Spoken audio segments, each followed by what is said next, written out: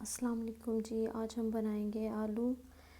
بہت ہی آسان ریسیپی ہے، لازم ٹرائی کریے گا اور اپنا ایکسپیرینس میرے ساتھ شیئر کریے گا۔ یہاں پہ نے جو آلو لیے ہیں ان کو چھیل لیا اچھے سے، اور اس کے بعد میرے کچھ برتن تھے، سوچا وہ بھی ساتھ ساتھ وائنڈ اپ کروں ویڈیو بنانے کے ساتھ ساتھ ہی، اور آپ کے ساتھ ریسیپی شیئر کرنے کے ساتھ۔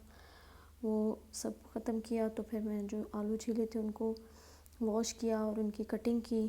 بالکل ہی آسان کٹنگ ہے، گول سلائسز میں اس کو کاٹنا ہے، لیکن دھیان رہے اس کا چپس والا جو سائز ہے کچھ پتلے زیادہ ہوتے ہیں، لیکن اس کا تھوڑا سا ہم نے موٹا وہ رکھنا ہے سلائس۔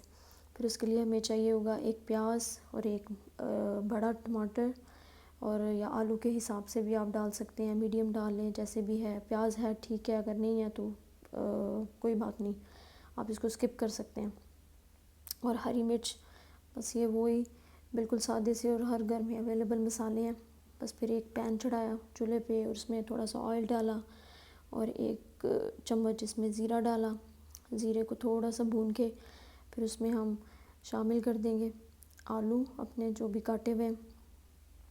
وہ ڈالنے کے بعد پھر جو مسالے کٹنگ کیے ہوئے تھے، ٹماٹر اور پیاز اور ہری مرچ، وہ اوپر لگا دیں گے۔ اس کو ابھی مکس کرنے کی ضرورت نہیں ہے، بس پھر اپنے دوسرے اسپائسز ایڈ کریں گے، نمک، لال مرچ، ہلدی پاؤڈر اور کٹی ہوئی لال مرچ۔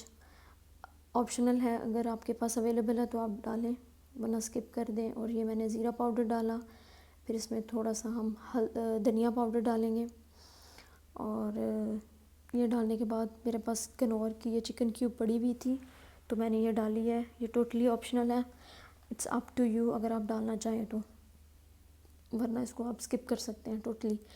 اور یاد رہے کہ اس کے لیے ہم نے اپنا فلیم بہت سلو رکھنی ہے، اور بس اس کو پکنے دینا ہے، اور 10 منٹ بعد اس کو آپ مکس کر لیں۔ سارے مسالے جب سافٹ ہو جائیں گے پھر اس کو اچھے سے مکس کر کے دیکھ لیں آلو ٹوٹنا شروع ہو گئے ہیں، دھنیا ڈالیں اور اچھے سے اس کو بھون لیں۔ لیں جی، ہمارا کھانا بھی تیار ہو گیا الحمدللہ۔ اور اس کو روٹی کے ساتھ، آپ چاول بوائل کر کے بھی اس کے ساتھ بھی آپ کھا سکتے ہیں، اور انجوائے کریں رائتہ بنا کے۔ اللہ حافظ، تھینک یو۔